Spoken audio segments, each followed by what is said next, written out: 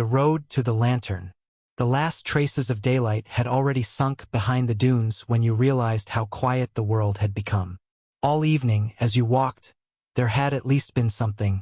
A distant gust pushing sand along the ground, the lazy rattle of a loose stone underfoot, the faint hiss of your own breath in your ears. Now, as the sky deepened to a rich, midnight blue and the first stars pricked through the dark, even those small sounds seemed to soften, as if the desert were taking a long, slow breath in and holding it. You pause on the crest of a low rise and look back. There is nothing behind you.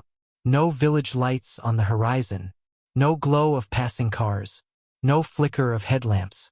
Just the long, curved line of the old caravan road, faintly etched through sand and packed earth, disappearing into the dark in both directions. You knew it would be like this. The guide in the last town had warned you that once you left the asphalt and modern routes, the old trade path would feel strange. Not because it was dangerous, necessarily, but because it passed through places the world had stopped thinking about. "No one goes that way anymore," he'd said, shrugging as he traced the route on a creased map. "Caravans, sure, 1,000 years ago. Now, only ghosts and people who forget what time it is." You'd laughed then, thinking it a figure of speech. Out here, under a sky so crowded with stars that the dark between them seemed thin and fragile, the joke felt less like a joke. You pull your scarf tighter around your neck. The heat of the day has vanished completely, replaced by a clean, almost glassy chill. Each breath tastes of dust and stone, of ancient dryness. The moon is only a crescent tonight, but it hangs low and bright, spilling a soft silver over the curves of the nearest dunes.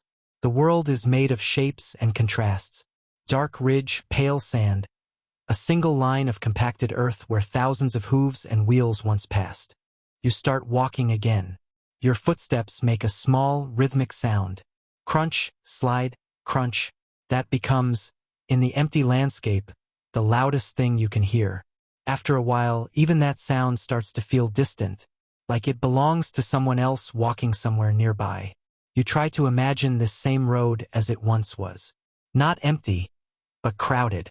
A line of camels shifting under woven loads. Drivers calling to one another in rough, cheerful voices. Merchants arguing over spice prices for the 100th time. Smoke from a cooking fire blowing sideways across the path. You picture the glow of torchlight, bright against indigo sky.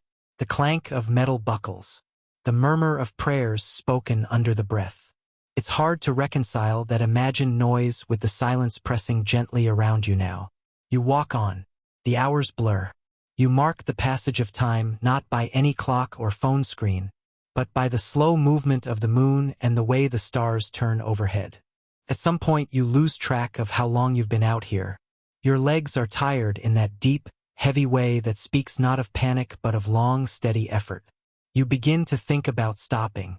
Perhaps you could unroll your blanket beside a dune, curl up with your pack as a makeshift pillow, and let the desert night wash over you.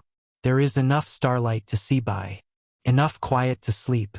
You're just starting to slow your pace, eyes drifting along the ground for a relatively flat patch of earth, when you see something that stops you completely. A light, not above you, not a star shooting low, not a plane blinking in the distance. Ahead, on the ground, a single, soft point of light, very small at first, trembling faintly against the darkness. You blink, half expecting it to vanish like an afterimage. It doesn't. You take a few steps forward. The light remains, fixed in place. Your first thought, in the stubbornly rational corner of your mind, is simple. Another traveler. Maybe a camp. A fire. Someone else. Out here. Relief rolls through your chest like a warm tide. You keep walking. The light doesn't behave like a campfire, though. It doesn't dance.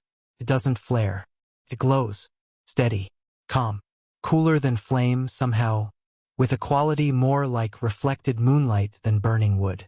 As you draw closer, details begin to form around it. The light isn't floating in midair.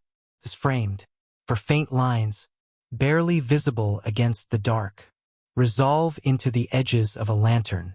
A simple, old-fashioned one, hanging from what must be a hook. Beyond it, shapes gather. At first it's only the hint of vertical lines, walls, columns, edges of something solid. Then the lantern light spreads just enough that you see the outline of a structure. A high arched entrance. A portion of wall pocked with erosion. The ghost of a carved cornice at the top. A building. You stop again, heart thudding a little harder now. Not from exertion, but from the strangeness of it. The guide's words return to you. There used to be a caravanserai out there somewhere. Big one. Good water, good walls. They say it just disappeared one year. Sand took the road. People forgot. You'd filed it away then as an interesting historical side note. Now, as the pale lantern glow spills more clearly onto weather-worn stone, feels less like a story, and more like you've walked directly into the footnote. The structure is large enough that your eyes can't take it in all at once.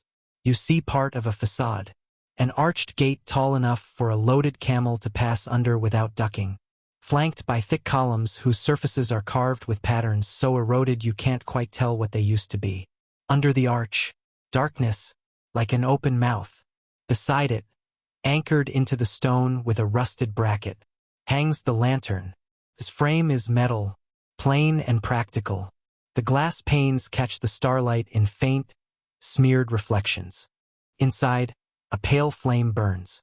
You step closer, squinting, trying to see the wick, the oil, the fuel. You don't. The flame doesn't flicker in the small currents of air that brush past your face. It doesn't twist or leap when you move nearer. Simply shines. A soft, steady glow, neither growing nor shrinking, as if the lantern has remembered how bright it was supposed to be, and refuses to change. For a moment you simply stand there, breathing in the thin cold of the night, staring at that impossible, quiet light. There are explanations you could reach for, of course. Some kind of long-lasting LED. A forgotten solar garden lamp. A prank left by hikers. But none of those feels right here, in front of stone cut and laid hundreds of years ago, where sand has chewed at every edge, and the road that leads here has no fresh tire tracks on it. You look up at the arch.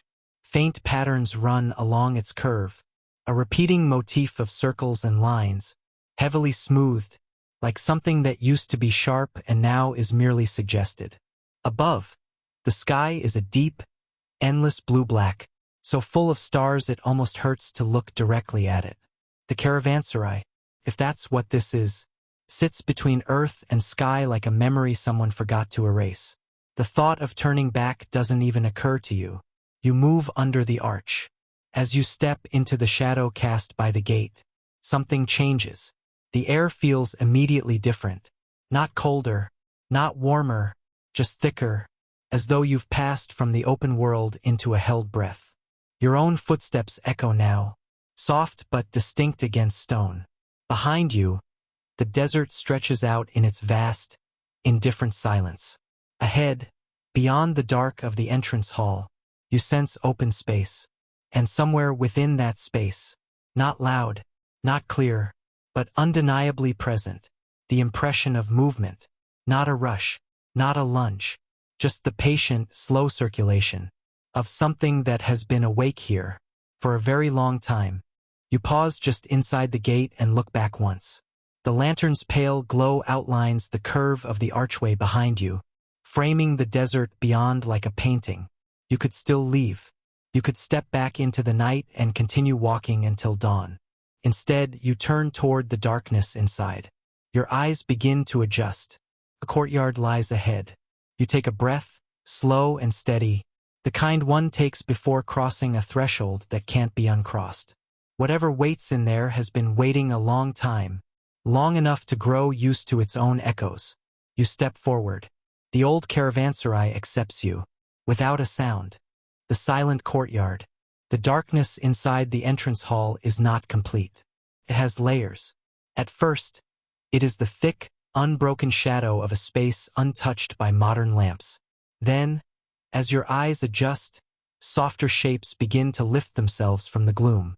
The curve of a wall, the outline of a set of stone steps leading nowhere, the faint gleam of sand that has drifted in over the years. Your senses sharpen automatically, the way they do when entering a space you haven't mapped yet. The echo of your footsteps spreads outward through the hall, hitting unseen surfaces and coming back thinner, softer, as though the place is absorbing the sound rather than reflecting it. You walk to the end of the hall, where the ceiling opens into the night sky again. And then you see it. The courtyard spreads before you like a shallow bowl carved into the heart of the caravanserai, its walls forming a protective ring around what must once have been a bustling center of activity. Now, silence reigns here, but not the cold silence of abandonment. More like the soft hush of a room where someone is still sleeping. You step out from the hall, onto stone pavers broken by cracks and patches of wind-blown sand. The desert night is cooler here, tucked inside the courtyard walls. The air carries the faint scent of dry mortar, old smoke, and something else you can't quite place, the soft mineral smell of water long evaporated. The pale lantern behind you casts a weak glow into the courtyard, just enough to reveal the outlines of its features. A drained fountain in the center, its basin cracked but still graceful in proportion. 3 doorways on the lower level, leading into chambers where travelers once slept.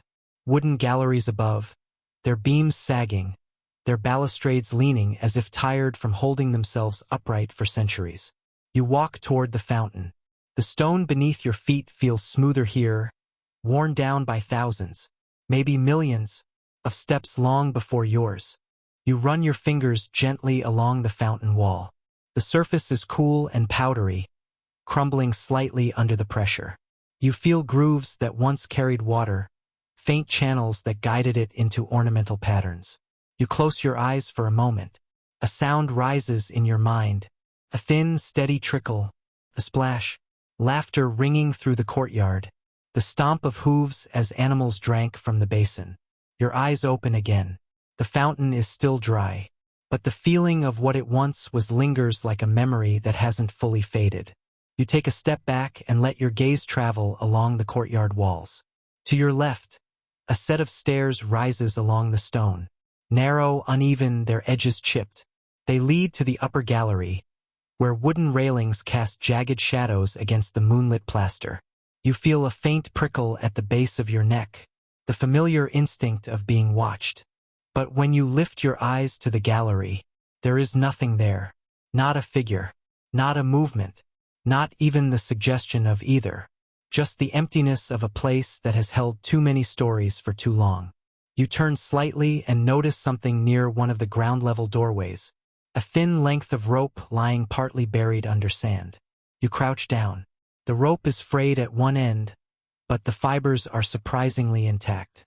Not fresh, but not as ancient as everything else around you. You lift it gently, surprisingly heavy, as though water once soaked into it and dried slowly. A memory finds you, not your own, but something the place pushes into your mind.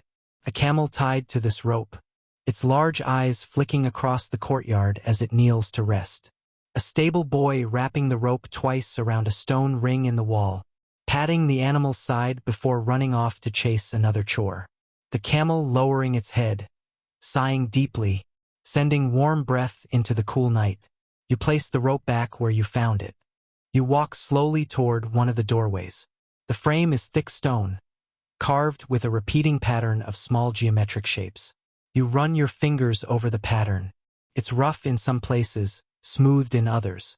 Inside the doorway is darkness thick as velvet. You lean in slightly, squinting. There is a room, square, bare, with traces of where shelves once stood against the walls. A niche carved into the stone. Faint outlines on the ground where mats or seating cushions used to be. Something else catches your eye. On the far wall, very faint, nearly erased by time, is a shape drawn in some kind of faded pigment. You step closer. It's a bird. Long-legged, long-beaked, wings half outstretched, painted in a style too simple to be decorative yet too deliberate to be random. A child's drawing. Your hand hovers near it.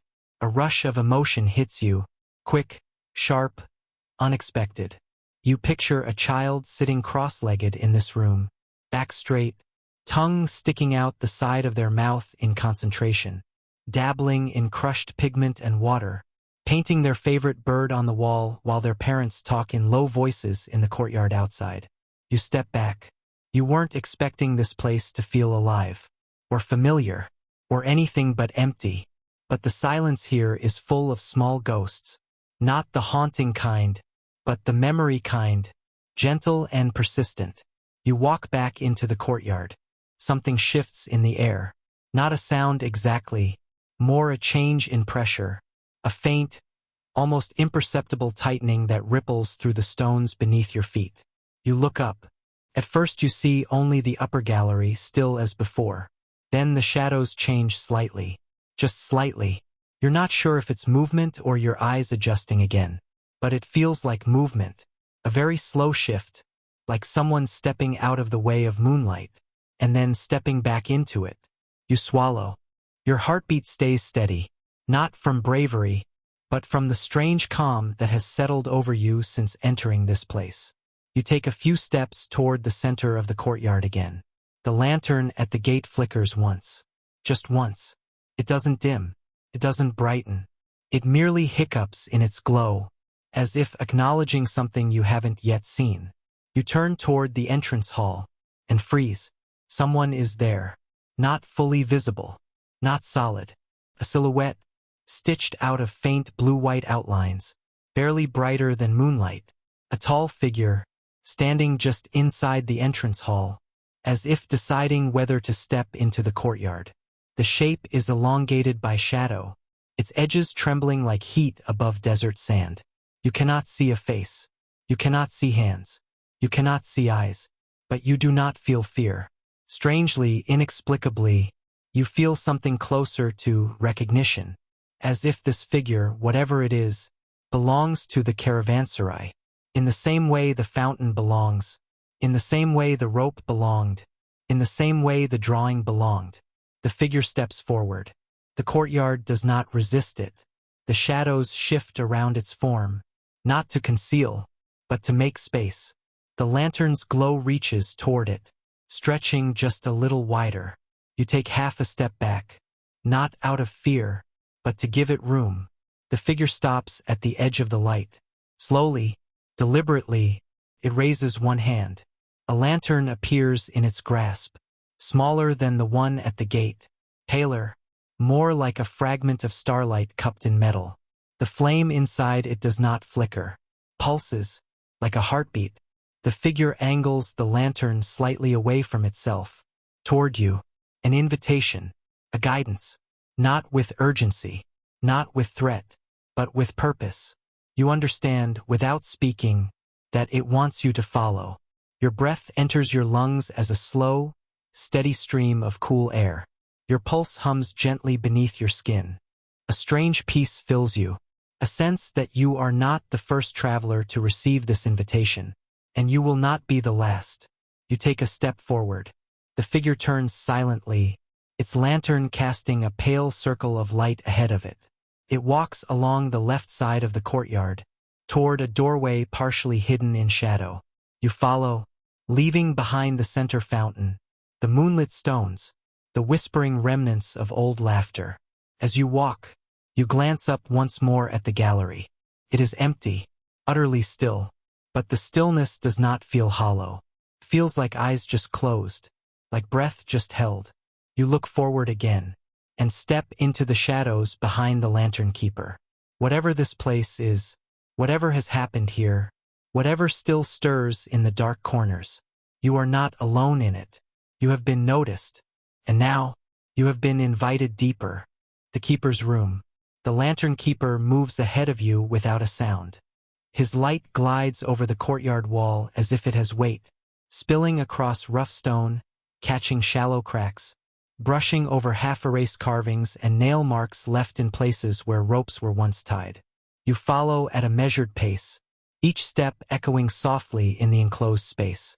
The further you walk from the center of the courtyard, the quieter it seems to become. Not because the world is falling silent.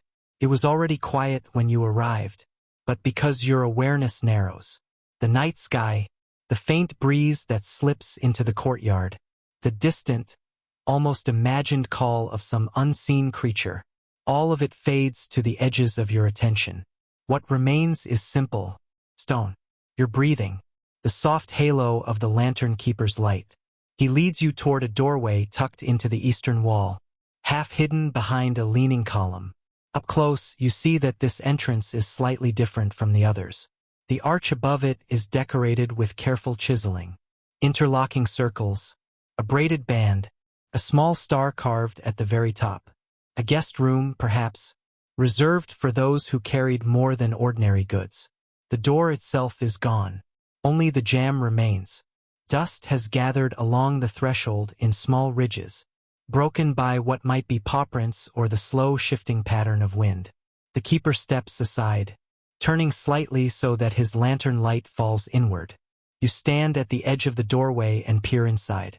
The room within is not large, but it has a sense of proportion that makes it feel balanced.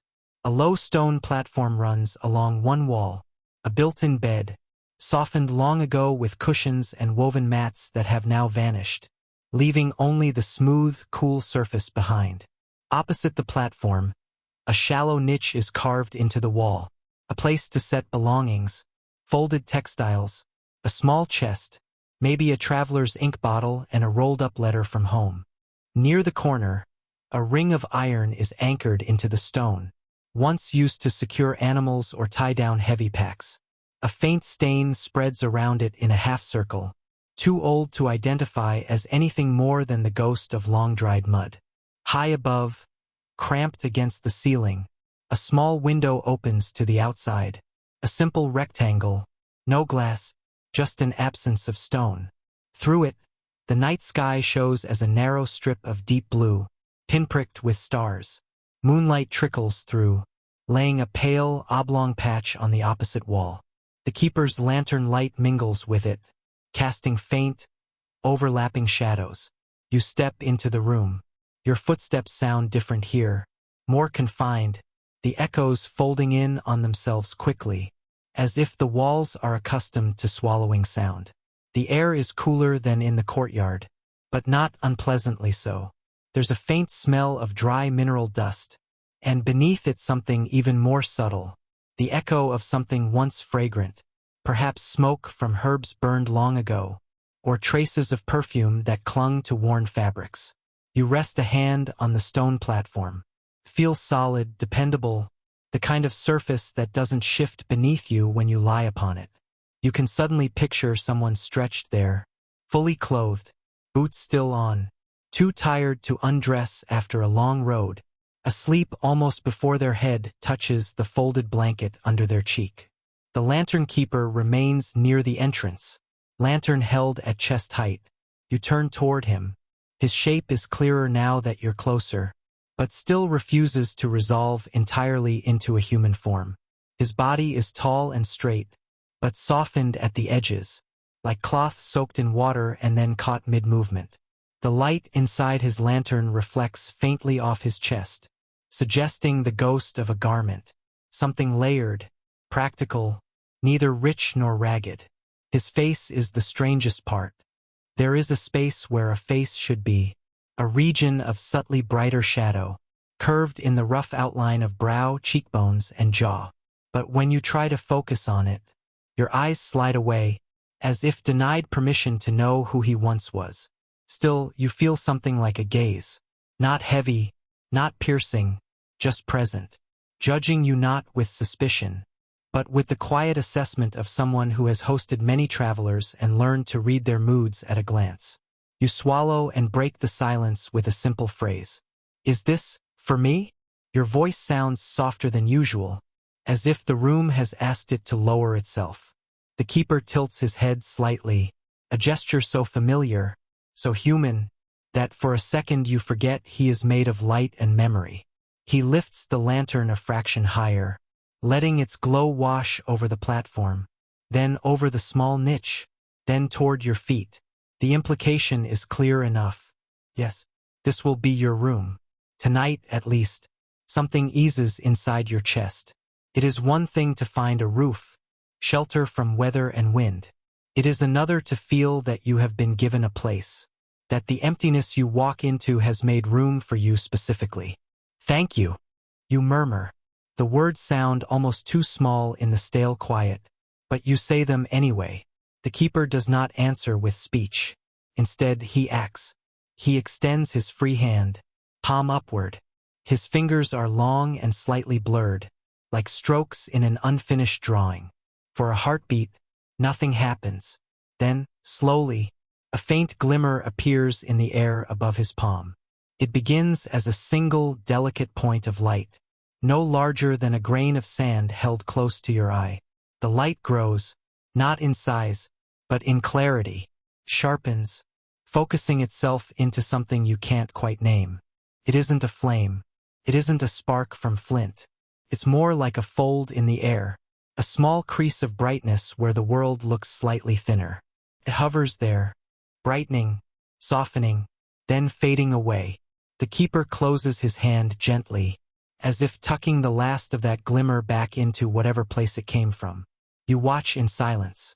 He opens his hand again. A second light blossoms, slightly higher this time, soft, pale, with the fragile glow of moonlight reflected on water at night. For a moment, the stone walls seem to lean in, catching the brightness and holding it with quiet curiosity. Then it too dissolves, leaving no trace. The keeper closes his hand once more. You know what comes next, though you don't know how you know. He opens his hand a third time. The final light is the smallest and warmest of all. It doesn't flare. It doesn't expand. It glows like a coal at the heart of an old fire, not strong enough to illuminate, but undeniable in its existence. It lingers. You feel a pressure behind your ribs, not painful, just noticeable. A sense of now. The light fades. The keeper's hand lowers. The meaning settles into you with a clarity more reliable than words. 3. You are meant to remember that number. You don't need him to speak to understand the rule he just showed you. After 3 of those lights, after 3 small, quiet signals appear in this room, you are not to leave. Not into the courtyard. Not into the hallway. Not even to peek past the threshold. You stay inside. You do not test what waits beyond. You don't know how you know this. You only know that if you honor this instruction, the night will leave you untouched. You nod, once. I'll stay, you say softly. He is still. The lantern he holds swells in brightness for a heartbeat, then returns to its usual low glow, a silent acceptance. He turns toward the doorway. You expect him to drift away at once, vanishing into the deeper shadows of the courtyard or dissolving back into the arch by which you entered. But he doesn't. He pauses in the threshold, 1 foot within the room, 1 outside. You sense his attention moving around the space, checking it with an old habit, as if he's making sure nothing is out of place. His lantern light schemes across the stone platform, the corners, the small ceiling window, the ring in the wall. For a fleeting instant, his glow rests on you. You feel it like a feather against your skin, light and cool, weighing nothing and everything at once. The sense it carries is simple, almost parental. You are under my watch. Then he steps backward into the corridor. His form thins as he moves away, edges blurring, lantern light gradually merging with the dimness. A few paces, and he is nothing but a soft pulse of brightness farther down the hall. Another few, and even that is gone. You are alone, and yet, you don't quite feel alone. You set your pack down in the wall niche, the old stone cradling its modern fabric without complaint. You sit on the edge of the platform. Its firmness grounds you immediately, anchoring your body in the here and now. You stretch out slowly, back settling against the cool surface, eyes turned toward the narrow window with its strip of sky. Stars watch you through that small opening. A cluster of them, too many to name, their light traveling centuries to land in this small, forgotten room. The caravanserai exhales around you, a long, slow sigh that you feel more than hear. Your muscles loosen. Your spine unwinds a little. The lingering tension of the road drains gradually away. You are aware that you've stepped somewhere unusual, Somewhere the usual rules thin out around the edges. But you are also aware of something else. Equally important, you were given a room. You were given a warning. You were given time to rest. You close your eyes. At first, there is nothing but the faint ringing in your ears, the residual echo of footsteps on old stone, the steady beat of your heart. Then, somewhere at the edge of perception, you hear a gentle sound, the kind you might dismiss as imagination if you wanted to. A footstep, very soft, somewhere beyond the thick walls of your room. A distant creak of wood on the upper gallery. A muted clink, like metal brushing against metal. The caravanserai is not as empty as it looks. But the space you occupy now feels steady, sheltered. You take a slow breath in. Hold it. Let it go. Above you, the strip of sky nudges itself a fraction along the frame of the window. As the night continues its quiet turning, you do not know what will happen when the first of the 3 small lights appears. You only know that when it does, you will be here, inside these walls, honoring the bargain offered by a man who no longer has a face, but still remembers what it means to host a traveler. For now, that is enough. You let your thoughts drift, your mind floating lightly between waking and the beginnings of sleep. Outside, in the old corridors and shadowed balconies, subtle movements begin to stir. Old duties, old paths.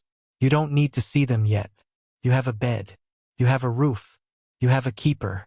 The rest of the night will unfold. When it is ready, the night watch above. At first, you aren't sure what wakes you. You must have drifted into a shallow, drifting half-sleep. Not fully unconscious. Not fully aware. Just suspended in that soft gray place where thoughts stretch like silk and breathing becomes slow and steady. But then something shifts. Not loud. Not sudden. Just present. Your eyes open to a room unchanged from before. The narrow window still shows a sliver of night sky. The stone platform beneath you still holds your weight, cool and unyielding. Your pack still rests in the wall niche like a sleeping animal. Nothing has moved. And yet you feel it, a subtle change in the air, as if the caravanserai has turned a page. You sit up slowly. The room is dim, lit only by moonlight drifting through the window. The shadows are long, soft-edged, almost fluid. You listen. At first, all you hear is your own breathing.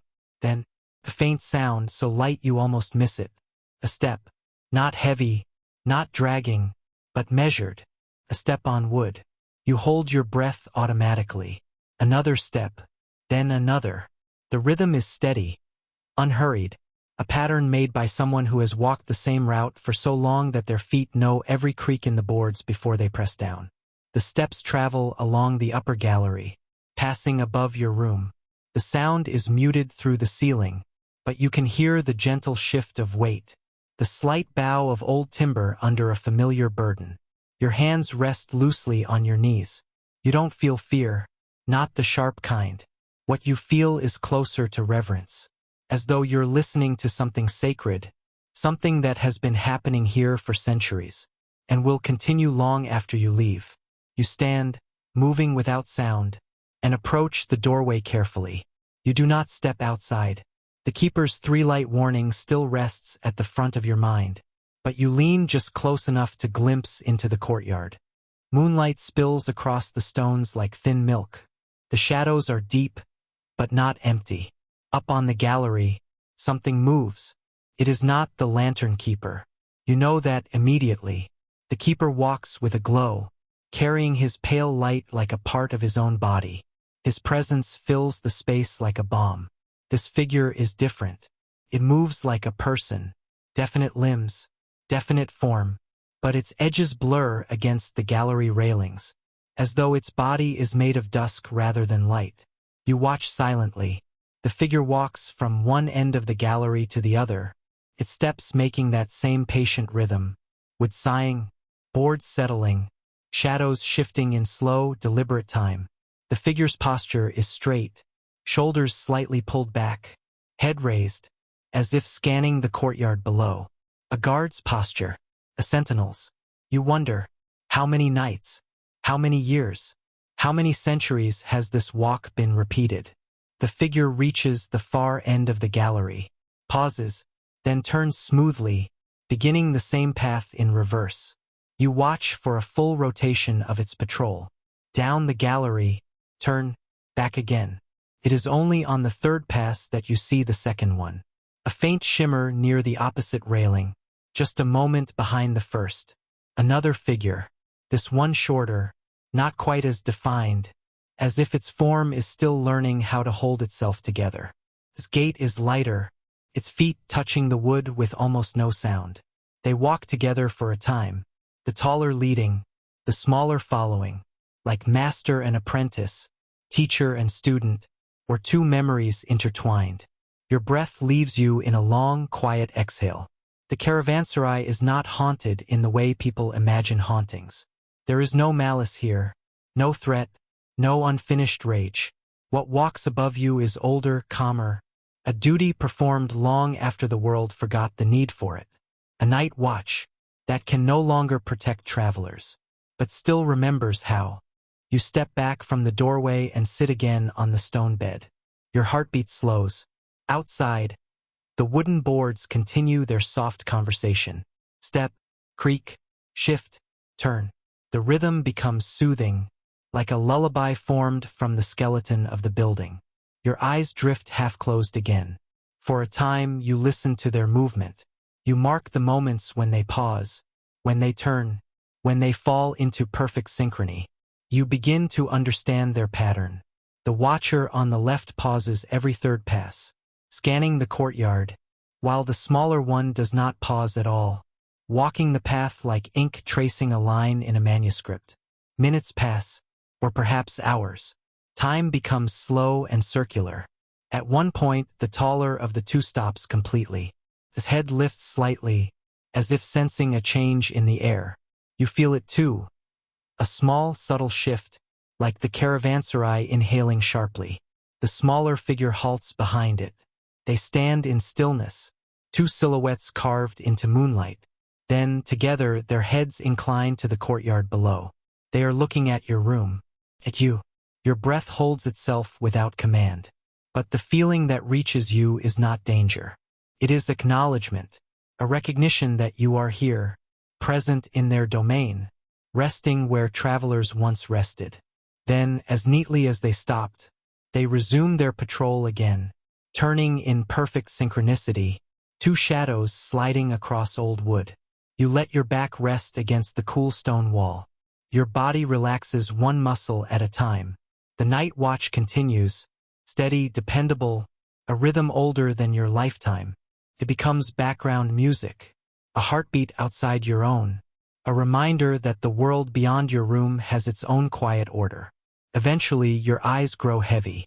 Sleep tugs at you, gentle but persistent. You lay down slowly, pulling your scarf under your head. Outside, the steps continue. Above you, something ancient, patient, and loyal moves through its duties. You close your eyes. The sounds grow fainter. The world softens. You drift back toward sleep, secure in the strange comfort of knowing that somewhere in the shadows, someone, or something, is keeping watch. The story in the walls. When you wake again, the courtyard is silent. No footsteps, no creaking boards, no shifting shadows. The night has thinned into that pale, blue-tinged stillness just before dawn. A breathless hour when everything seems suspended, neither night nor morning, as if the world is holding itself in a delicate balance. You sit up slowly, feeling the fine dust on your palms from the stone bed.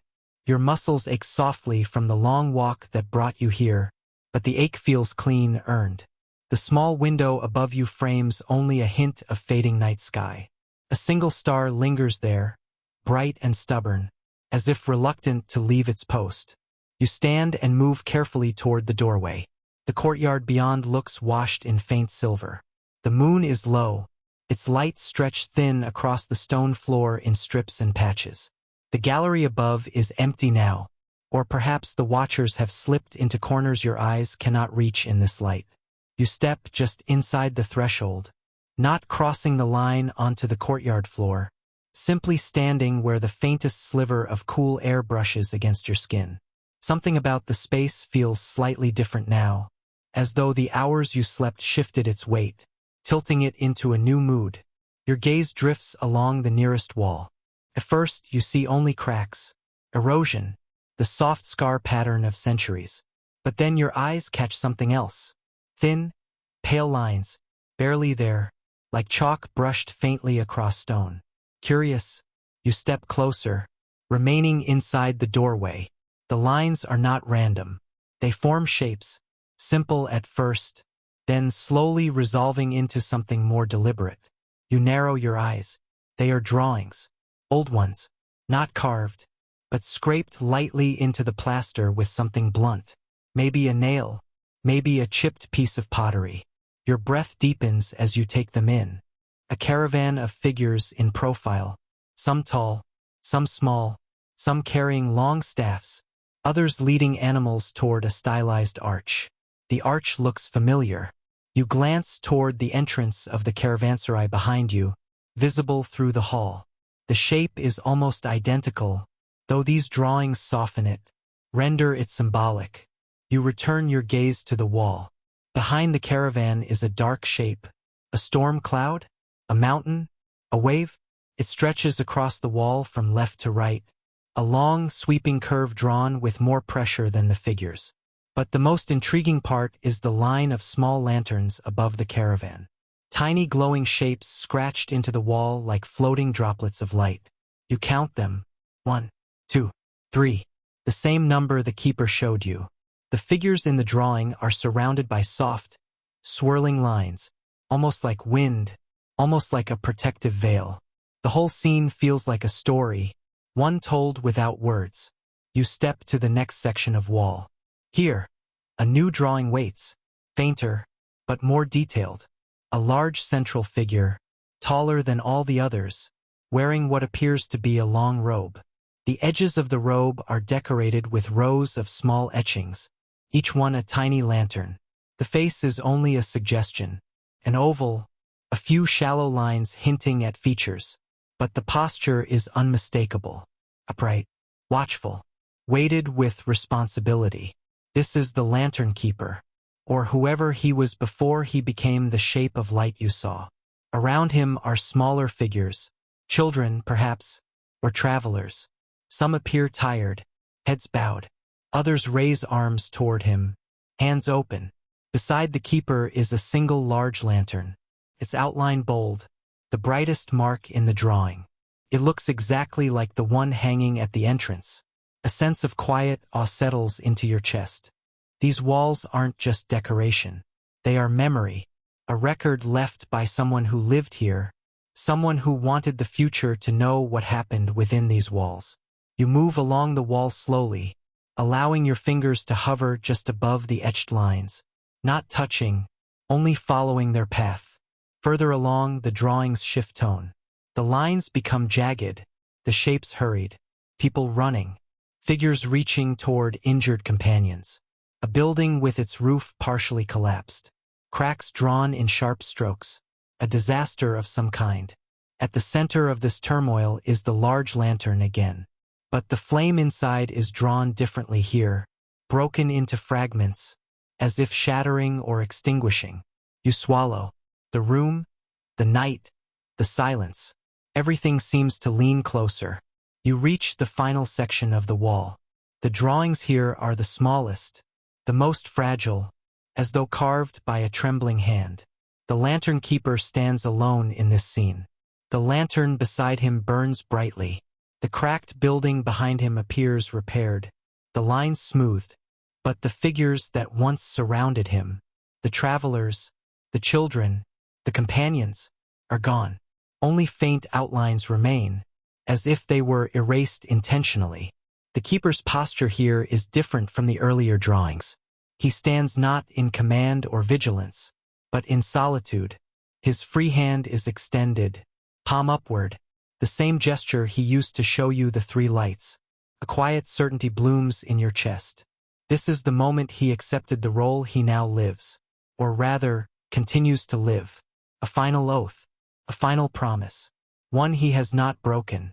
You take a slow step back, absorbing the entire wall at once. The story emerges with surprising clarity.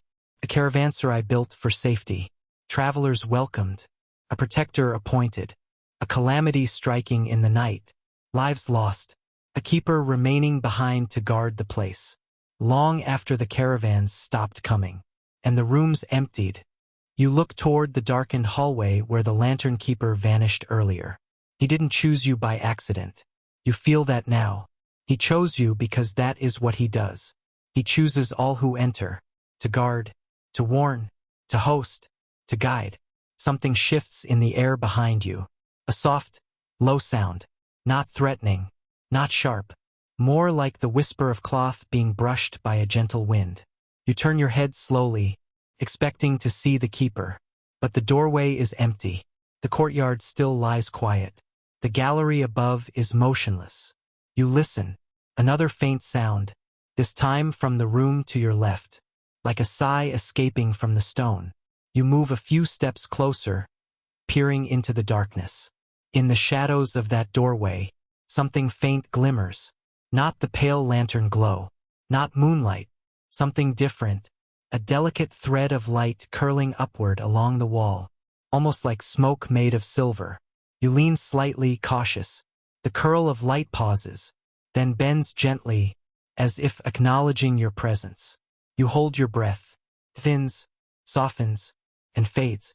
Not gone, just waiting. You straighten slowly. The meaning is clear. The story on the walls isn't finished. Not yet. Not for you. Not for this night. You step back into your room, feeling the air shift again. A faint, cool sweep that brushes past your arm. You rest your hand on the stone platform and sit. Above you, the last star finally disappears from the window. The sky brightens by a shade, but the sun has not risen yet. You know instinctively that dawn will bring answers, but also changes you may not be ready for. For now, you wait, you breathe, and you listen to a building that remembers everything. The keeper's burden. Dawn does not come quickly in the desert. It arrives in thin breaths, softening the sky shade by shade, diluting the deep indigo into a pale, almost translucent blue. You watch this slow transition through the narrow window above, eyes half-focused, mind drifting in the quiet suspension between rest and readiness. The caravanserai feels different in this early light. Not safer, not more dangerous, just more awake. A hush lingers over the courtyard, but it is not the hush of night. This one feels lived in, as though the place expects something to happen. You rise from the stone platform, the cold surface leaving a faint ache on your skin. Your legs feel steady, even rested, a small miracle considering where you slept. You move toward the doorway but stop just shy of crossing it. Your bare feet hover above the edge of the threshold, the very line where your room ends and the courtyard begins. You wait. Nothing stirs. Nothing presses against your mind in warning. You inhale deeply, cool air filling your lungs with a mineral sharpness that wakes every nerve. Then, slowly, you step out. The stone under your feet feels smoother than you expected, almost polished by centuries of travelers stepping exactly where you step now. The courtyard is awash in muted morning light, painting the stones in hues of soft gold and dust gray. Shadows are long, stretched thin behind the columns and broken wooden beams. Your attention is immediately drawn upward, toward the gallery. Even in daylight, the wood looks tired, as if it has been holding its own weight for far too long. Some of the support posts lean at fragile angles, yet remain stubbornly intact. You expect to see movement there, the tall watcher and the smaller one, continuing their patrol in the quiet morning. But the gallery is empty. Still, you cannot shake the feeling that someone is observing from just out of sight. Not with suspicion, but with a kind of patient vigilance. You step closer to the fountain at the center of the courtyard. In the pale morning light, its empty basin looks deeper, as though the shadows within have thickened overnight. You kneel near the edge. The stone here is cracked, worn down by centuries of water flow that no longer runs. You place your hand on the rim. The chill of it slides up your arm like a whisper of memory. Then, in the corner of your vision, You see movement. Not sudden. Not dramatic. A soft blur of shape, standing just inside the entrance hall. You turn your head. The lantern keeper is there. His light is dimmer now, as if responding to the presence of dawn. The pale flame in his lantern doesn't flicker, simply glows, a steady heartbeat of light in the shadowed arch behind him. He steps forward. His presence feels different this morning, heavier somehow, as though he carries something you are only now being allowed to notice. You stand slowly, never breaking eye contact with the blurred suggestion of where his face should be. He moves toward the fountain, lantern light gliding cleanly across the cracked stone. You follow a step behind, as though drawn by a thread you cannot see. The keeper stops at the fountain's rim, raising his lantern slightly. The pale halo spreads across the empty basin, revealing something you hadn't seen in the dark. A faint stain, circular, as though something once spilled here long ago. Its pigment has bled deep into the stone, so deep it could never be cleaned. Your throat tightens subtly. You don't know what the stain is, but you know it was important. The keeper lowers his lantern again. He doesn't move for a moment. You can sense his attention, not on you, but on the empty basin, as though he sees a version of it you cannot. Then, without warning, the world around you shifts. Not violently, not even suddenly. It shifts like a curtain being lifted. Light bends. Air thickens. A soft hum rises in your ears. You blink, and the courtyard is no longer empty. A faint overlay of the past forms before you, transparent, silver-hued, woven through the present like threads of mist. Figures appear around the fountain, faint, barely shaped, moving slowly, as if caught between existence and memory. You see travelers kneeling, cupping water in their hands. You see animals, camels, donkeys, lowering their heads to drink. You see women washing their faces, children splashing quietly, men rinsing dust from their arms after a day's journey. The fountain is full again. You can hear it, too. Soft water, rippling, a low murmur of conversation, footsteps, distant laughter. The scene is not dangerous. It is not bloody or violent. It is simply alive. Life preserved in the walls. Your breath catches as a familiar form enters the memory. The lantern keeper. But not the one you know now. Not blurred. Not dim. This one is solid. Human. Young. Or at least younger than the presence you've seen. He wears a simple robe tied with a sash. And in one hand he holds the same lantern you saw at the entrance. Its flame burns bright, casting a warm circle of gold over the people moving around him. He smiles at someone, a real smile, soft and tired. You can't see the details clearly, but you feel the warmth of the expression. A child laughs and runs behind him. He turns, places a hand gently on the child's head, and guides them back toward their family. The memory is full of warmth, like sunlight, but then, a small shiver cracks through it. The hum in your ears deepens. The movement slows. The light dims. You blink again, and the memory darkens around the edges. Not sharply, not grotesquely, just subtly, like a painting losing color. You hear something now beneath the sounds of life, a rumble, a distant tremor, a warning the people in the memory did not hear. The keeper, the real human keeper, lifts his head sharply. His lantern brightens. His expression changes.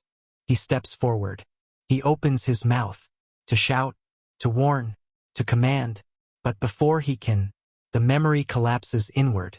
The water vanishes. The figures dissolve.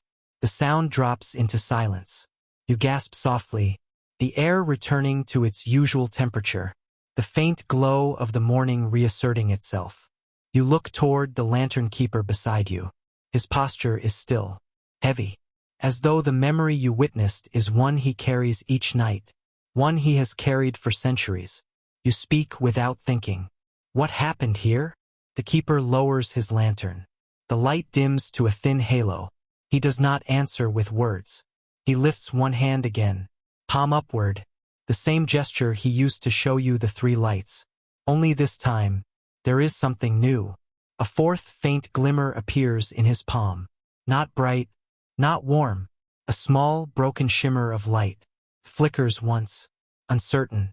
You feel the weight of it immediately. This is the burden he carries. His unfinished warning. His failure to save those in the courtyard. His eternal duty to walk the night until the caravanserai is made whole again. Not physically, but in memory. The broken shimmer fades. The keeper's hand lowers. You swallow hard, feeling a strange mixture of grief and calm settle into you. His burden is not violent. It is not vengeful. It is simply heavy, and he bears it alone. You look around the courtyard. Once a place of life, now a place of memory. The walls hold every voice that once echoed here. The stone holds every step. The air holds every unspoken promise. And the keeper holds all of it together. You turn back to him. Quietly, almost instinctively, you whisper, "You don't have to carry it alone." The lantern in his hand brightens. Just for a moment, a soft, almost grateful pulse. Then he turns away, moving toward the gallery stairs, lantern swinging gently at his side. You follow with your gaze as he ascends the steps, his form blending with the morning shadows, his burden hidden but not gone. The sun begins to rise, casting the first real light into the courtyard. The caravanserai seems to exhale again, as though relieved that the long night is finally over. But the keeper doesn't rest when dawn comes. He only moves to different places, to different memories, to different shadows. His burden doesn't sleep, and neither, it seems, does the story he wants you to understand. The night of collapse. The first rays of sunrise cross the courtyard like thin ribbons of gold, slipping between the broken beams of the gallery, seeping across the uneven stone floor. The caravanserai warms slowly, as though its walls are reluctant to let go of the night. A faint breeze moves through the entrance hall, stirring the dust in soft spirals that catch the pale morning light. You stand in the center of the courtyard, your shadow long and angled behind you, your breath forming small clouds in the cool air. The lantern keeper is nowhere in sight. Not on the gallery. Not in the shadows of the doorways. Not by the entrance lantern. You close your eyes for a moment, listening. You expect silence. Instead, the faintest sound rises. A low vibration, a hum felt more in your bones than your ears. You open your eyes. The courtyard blurs around the edges. The colors thin. The sunlight dims, as though seen through a veil. A pulse of air brushes past you. Then, a flicker, another, and the present is quietly replaced by something older. You are no longer alone in the courtyard. Figures move around you, not fully formed, not solid, but distinct enough that you can sense their presence.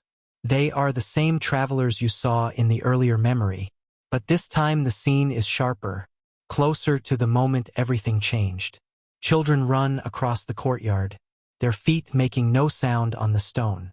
Merchants arrange goods along the walls, gesturing to unseen customers. Tired travelers rest near the fountain, cupping handfuls of cool water. The caravanserai is alive. The air buzzes with voices, soft, muted, as though submerged beneath a calm lake. You can't make out the words, but the tones are rich and warm. You turn slowly, taking it in. For the first time since you entered this place, you feel the full weight of what it once was, a sanctuary, a crossroads, a safe haven carved into the desert. Then, like a thread pulled loose from a tapestry, a single sound breaks the illusion, a dull, distant crack. No one else reacts, not the travelers, not the merchants, but the lantern keeper does. You see him across the courtyard now, solid and human, lantern hanging from his hand, his posture alert. His head snaps toward the northern wall. You follow his gaze. At first you see nothing. Then, a small line of dust falls from the top of the gallery railing, drifting like powder caught in sunlight. Another crack, louder this time. The scene around you shifts. The wind changes direction. Shadows sharpen. The warmth in the air evaporates. The keeper moves quickly now, raising his lantern high. The flame inside bursts into bright gold, casting strong illumination across the courtyard, strong enough to pierce the dreamlike haze of memory. The travelers freeze. Every figure, child, adult, merchant, animal, stops moving in perfect unison, as if at the keeper's command. The moment holds, then fractures. A long, deep-grown ripples through the structure, the sound of ancient beams under tremendous stress. Your heart stirs with unease, though not fear, a quiet sorrow, as though watching the final moments of something beautiful. The keeper steps forward. He lifts his free hand, the same gesture he used for you, the same gesture carved into the walls. Palm upward. A warning. Command. A plea. The lantern's flame flares again. But it is too late. The northern gallery buckles inward. With splits, dust explodes into the air, turning gold in the keeper's lantern light. The memory figures scatter, their shapes fragmenting into pale wisps, shadows of bodies jolting backward, hands reaching for one another before dissolving. The collapse is not violent in the way you expected.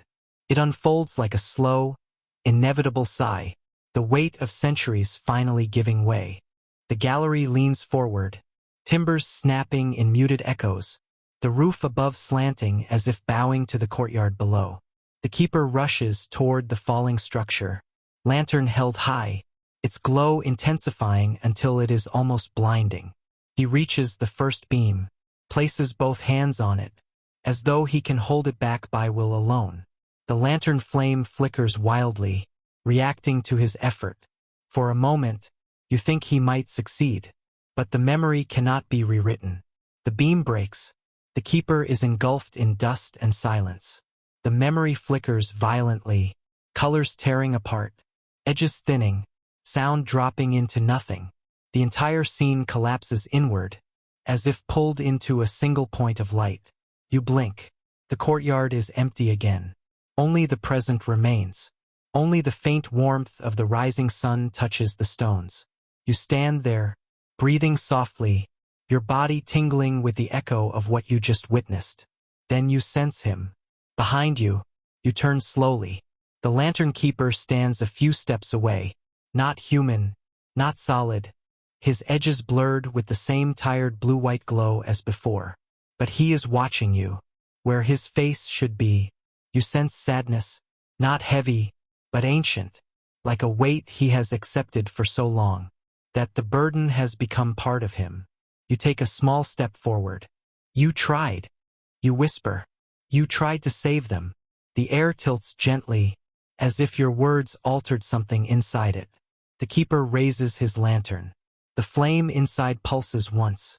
A soft, quiet heartbeat of acknowledgement. His free hand lifts slightly, palm turned upward as before. But this time the gesture holds something softer, something almost like gratitude. A breeze slips through the courtyard. It carries the faintest trace of warmth, like breath exhaled from stone that has held memory too long. The keeper's lantern dims. His form flickers. He turns toward the western passage, a corridor you have not yet explored. A new place, a deeper memory, an invitation. But before he moves, he pauses and turns slightly back toward you. A warning hums along your spine. Something awaits in the western wing. Not danger, but truth. You take a steady breath. I'll follow, you say, and the keeper steps into the shadows, leaving a trail of soft light for you to walk into. The hidden wing. The lantern keeper moves through the western passage with the quiet certainty of someone who has walked this corridor for centuries. His lantern casts a pale, oval glow that schemes low across the floor, lighting the dust in shimmering lines, like thin trails left by water long dried. You follow at a steady pace, footsteps soft, breath quiet, your senses expanding into the stillness. The western wing feels different from the rest of the caravanserai. The air is cooler, sharper, almost charged, not with danger, but with secrecy, as though the stones here hold memories the courtyard was never meant to hear. The entrance to the western wing narrows into a low archway, its upper stones darkened and smoother than those in the rest of the building. You brush your fingers lightly over the surface. It feels warmer than the surrounding walls. You step through. The space beyond is a long hallway, lined with recesses carved at shoulder height. Small niches, each one designed to hold a lantern, a line of guiding lights that once illuminated this passage. Now they are empty, every one of them, except the last. At the far end of the corridor, just visible in the keeper's glow, a small lantern sits in its niche. It isn't lit, but you can see a faint residue of soot along its upper frame, as though someone used it not too long ago, or too long ago to remember. The keeper does not stop at the lantern. He moves past it, fading slightly as he steps into a broader chamber at the end of the hallway. You follow him inside, and the moment you cross the threshold, you feel it, a shift in the air, soft but unmistakable, like a deep inhale drawn by a sleeping room. The chamber is larger than you expect. A long, rectangular hall, its ceiling vaulted in shallow curves that catch the keeper's glow in ripples. Stone blocks line the floor in neat, alternating patterns, each one worn down in the middle from countless footsteps. Along the walls are long wooden shelves, many collapsed or tilting, their surfaces cluttered with the remains of old pottery, broken jars, and what might once have been rolled manuscripts. You walk slowly toward one shelf, examining the objects scattered across it. A cracked clay bowl, a stopper from a water flask, a fragment of fabric so thin it crumbles under your breath. And then, a shard of glass, clear, faintly curved, with etchings that do not belong to any drinking vessel or oil lamp. You pick it up gently. It fits perfectly between your fingers. You tilt it into the keeper's lantern light. The etching reveals itself. A single, tiny lantern carved delicately into the glass. The same symbol you've seen carved above the entrance. The same symbol drawn on the walls. The same symbol glowing in the keeper's memory of the courtyard. You turn to him. His form shimmers faintly, edges softening in acknowledgement. This room was a record, a place where stories were kept, a place for truth, not trade. The keeper's lantern brightens slightly, throwing longer shadows across the floor. He moves toward the center of the chamber. You set the glass shard down carefully and follow. At the center of the room is a long slab of stone, its surface smoothed by hands and time. Not a table, not quite. It has the shape of something ceremonial or instructional. You step closer. Carved into the slab's surface are grooves and lines, not random, but arranged in a looping, braided pattern. A map, not of the desert outside, but of the caravanserai itself. You trace the lines with your eyes. The courtyard, the galleries, the rooms, the entrance hall, all etched in thin, delicate patterns. But then, something you've never seen. A symbol far beneath the slab's center. A door that does not exist in the present structure. A hidden passage. Your heart beats once, deep and resonant. Before you can ask, the keeper lifts his free hand. A soft pulse of light extends from his palm, washing over the slab like a thin veil. The carved map brightens. The hidden passage glows a little brighter. The keeper lowers his hand. He waits. You lean closer to the slab. Carefully, the passage curves beneath the western wing, into a chamber marked with the symbol of 3 lanterns, and below that, a fourth shape, a small, solitary mark, simple and lonely. You recognize it instantly, the fourth light he showed you, the broken one. A cold realization settles into your spine. The fourth lantern chamber was where the keeper stood, when the caravanserai began to collapse. The place he was trying to reach. The place whose lantern he never lit. The place that held the warning he couldn't deliver. You press your fingers lightly against the slab, following the etched lines down to the symbol. The stone feels warm, alive. Behind you, the keeper takes one step toward the slab. His lantern dims, then brightens again in a soft, sorrowful pulse. His posture is heavy, burdened. He wants you to understand. But before he can show you more, the chamber moves, not physically, but atmospherically, like a memory awakening in its walls. The air thickens around you. The shadows lengthen. A hum rises beneath your feet, the same low vibration you felt in the courtyard. You step back instinctively. The room begins to fade, images appearing across the walls in soft, shimmering overlays. A figure kneeling at the stone slab, studying the carvings by lantern light. The keeper, younger, human, holding the same lantern you saw in his memory. He is carving the symbols, line by line, mark by mark, trying to record something urgent. Prophecy, a warning, a history. You watch as he works into the night, his lantern flame brightening with every stroke. Then the door behind him bursts open. Another figure, blurred, urgent, rushes in, gesturing frantically toward the courtyard. You see only fragments of the next image. The keeper turning, lantern raised, a deep crack shaking the western wall, dust falling from the ceiling, shelves tipping, the stone slab shuddering under the force. Then the memory dissolves. You are alone with the keeper again, the presence settling softly into place. He stands perfectly still. His lantern dims to a soft glow. You understand now. This room held the truth, the caravanserai's knowledge, its warnings, its history. The keeper was trying to save it, and everyone inside, when the collapse came. But he was too late, and the fourth lantern, the one meant to warn the courtyard, never shone. You take a slow breath. I'm here, you whisper. You can show me the rest. The keeper's lantern brightens, a warm pulse of trust. Then he turns slowly toward the back corner of the chamber, toward a shadowed alcove you hadn't noticed before. You feel it immediately, a soft pull, like a tide drawing you inward. There is something there, something that belongs to the keeper, something that belongs to the caravanserai, something waiting to be found. You take one step toward it, then another. The shadows thicken around you, not with threat, but with anticipation. You are about to cross into the deepest part of the story, the heart of what the keeper wants you to see. You inhale softly. The keeper raises his lantern, and together, you step into the alcove's quiet dark. The incomplete lantern. The alcove is darker than the chamber you left behind, not because sunlight cannot reach it, but because the air inside feels weighted with memory, pulled inward like breath held too long. The lantern keeper steps ahead of you, his glow pressing gently against the shadows. This time his light does not spread far. It clings close to him, as if the darkness here asks for privacy. You follow him in. The alcove is smaller than you expect. No more than a narrow hollow carved between two load-bearing walls.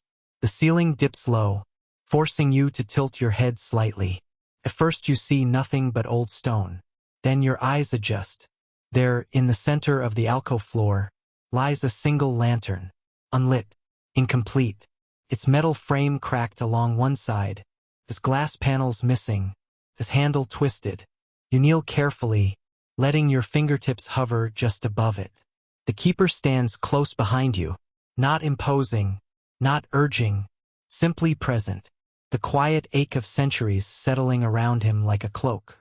You look up at him.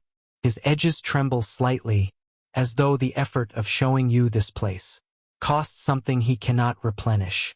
Is this the fourth lantern? Your voice escapes barely above a whisper. The keeper's lantern brightens, a slow, steady affirmation. Your gaze returns to the broken lantern at your knees. This metal is worn, dented in places, scorched in others, as if it endured both fire and falling stone. You swallow, a soft ache building behind your ribs. He tried to light this.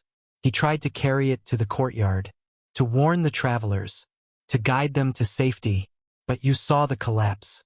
You saw him swallowed in dust. You saw him reach for a beam he couldn't hold. You place your palm flat against the stone beside the lantern. The stone is cold, but beneath it you sense something else. A faint, pulsing trace of old heat, like a candle extinguished moments before you entered the room. It takes a moment to understand the feeling. The lantern never went cold. Not truly. Simply stopped. a task suspended, a warning held in limbo, a duty unfinished. You lift your head. The keeper watches you, unmoving, lantern held low as though he, too, honors the broken object before you. You think of the memory you saw, the courtyard bustling with life, the keeper younger, human, carving warnings and symbols into the stone slab, working late into the night, because he sensed something the others did not. You think of the rumble that preceded the collapse, the dust falling from the gallery, the frantic warning he tried to give. He was not just a caretaker of light. He was a scholar, a watcher, a sentinel of knowledge. And in the end, he died trying to reach the courtyard with this very lantern. You close your eyes briefly. When you open them again, your gaze softens on the broken frame. Carefully, you lift the lantern into your hands. It is lighter than you expect, as though its missing pieces stripped away both weight and purpose. Yet, the moment your fingers close around it, a pulse moves through it, faint, like a distant heartbeat tapping once through cold metal. You inhale sharply. The keeper steps closer, his lantern glowing in a slow wave of approval. Your hands tremble slightly. The broken lantern hums again. A soft, fragile vibration runs along the frame, like a memory trying to wake itself. You look up at the keeper, your voice low. What am I meant to do with it? He raises his lantern, not as a command, but as a reflection, the light shimmering over your hands. Then he raises his free hand, palm up. A small, warm glimmer appears above it. The same kind of spark he showed you the night before, only softer now, more intimate. But this time, the glimmer does not fade immediately. It hovers. Slowly, it drifts downward, toward the broken lantern in your hands. The keeper's gesture is gentle, almost hesitant. You can sense that showing you this moment requires trust, that what you do next matters in ways you don't yet understand. The glimmer lowers itself until it hovers just above the lantern's frame. You feel it waiting, like a question, like a choice. Your breath deepens. Without knowing why, you lift the lantern slightly, tilting it as though offering it open space. The glimmer drops into the cracked frame. A faint glow moves through the metal, thin lines of light tracing along the fractures, like water flowing into dry channels. The lantern does not mend. It does not reform. It does not suddenly ignite in brilliance. Instead, the broken metal warms. A soft light pulses once from within, not bright enough to illuminate the room, but bright enough to breathe life into the object. A heartbeat, promise, not fulfilled, but recognized. You look to the keeper. His lantern brightens in response, casting long, stretched shadows across the alcove walls. His posture straightens, as though some burden has lifted, not completely, but enough that he feels the shift. The broken lantern pulses again. The keeper steps back, making space around you. A subtle message reaches you, not spoken, not written, but carried in the air. It was never meant to shine again for him. It was meant to shine for someone else. You close your fingers around the warm metal. The lantern hums in your palm, a soft vibration that moves along your wrist and into your arm.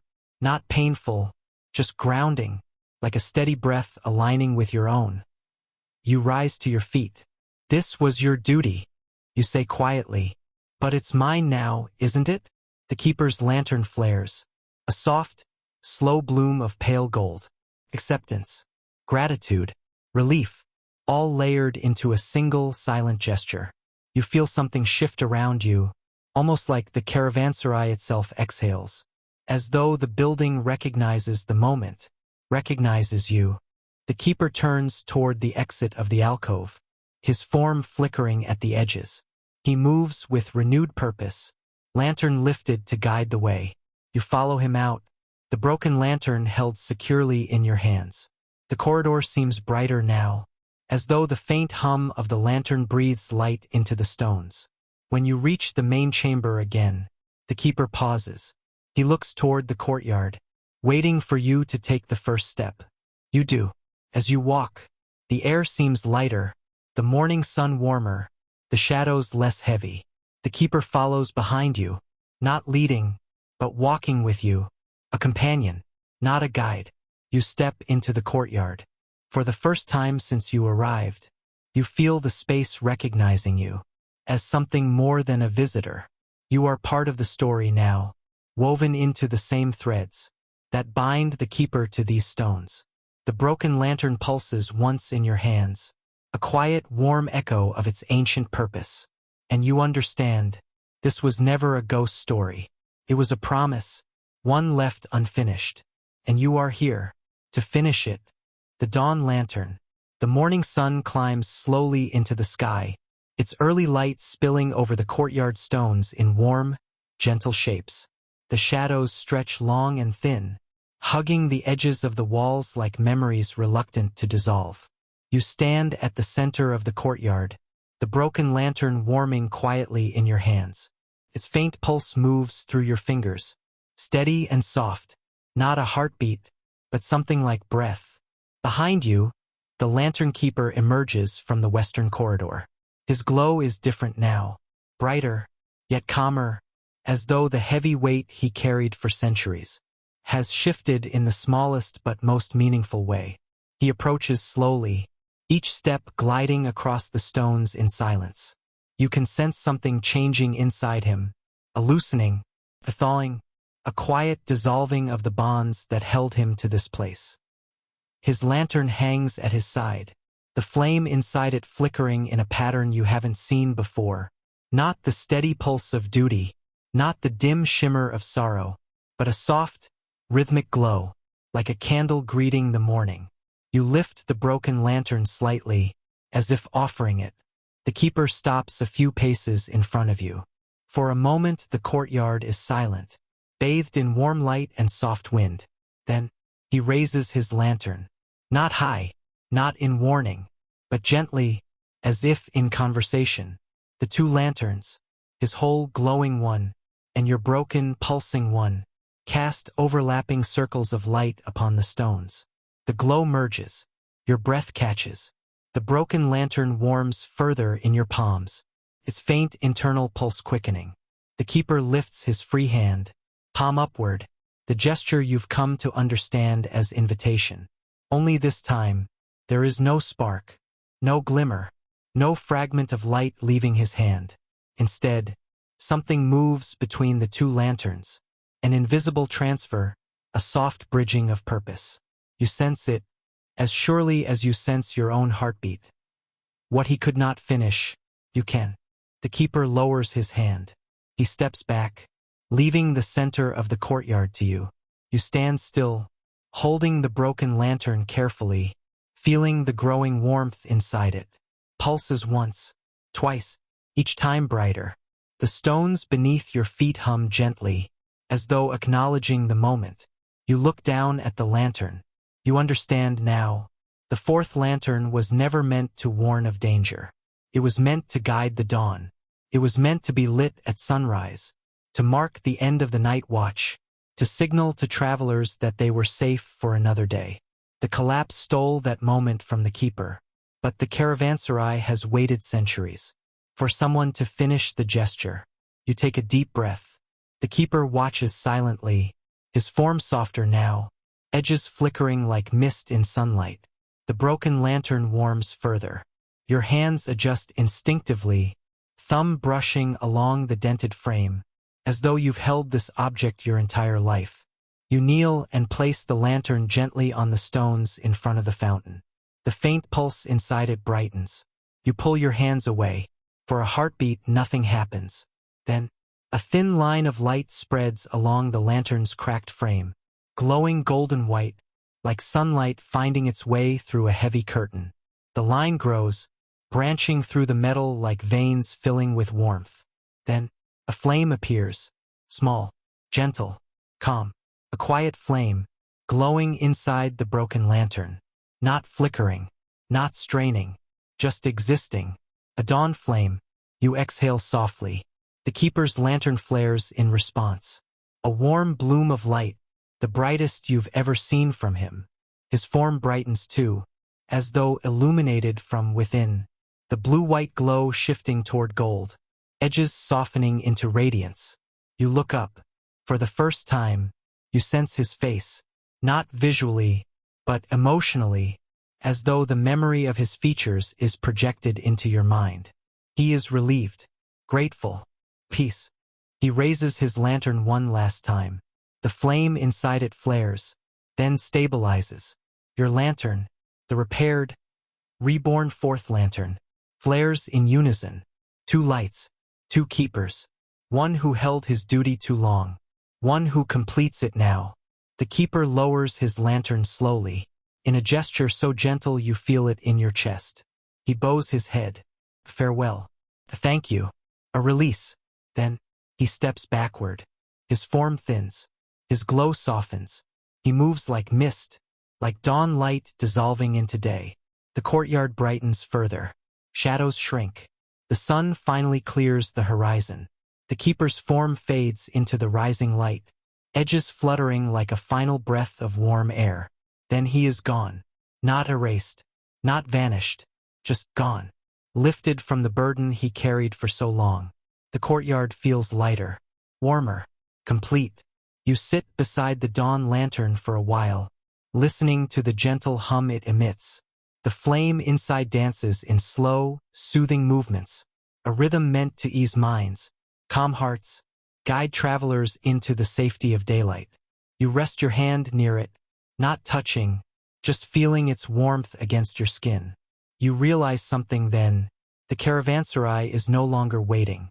The story has been told. This lantern is lit. Its keeper is free. You stand slowly, stretching your legs, breathing in the warm morning air. Before you leave, you turn once more to the entrance, the archway where you first saw the impossible lantern glowing in the dark. That lantern still hangs there, flame steady and calm, a welcome to anyone who arrives, a farewell to anyone who departs. You shoulder your pack.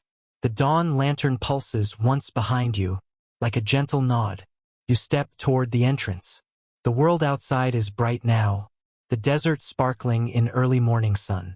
The road stretches long and soft before you, ready to carry you onward. You walk out of the caravanserai, with a steadiness you didn't have when you arrived, the warmth of the fourth lantern lingering in your palms, like a quiet blessing. The keeper's burden is no longer his alone. It never was. You follow the old road, sun warming your back, knowing that somewhere behind you, for lanterns glow, one at the gate, two in memory, and one reborn in the dawn.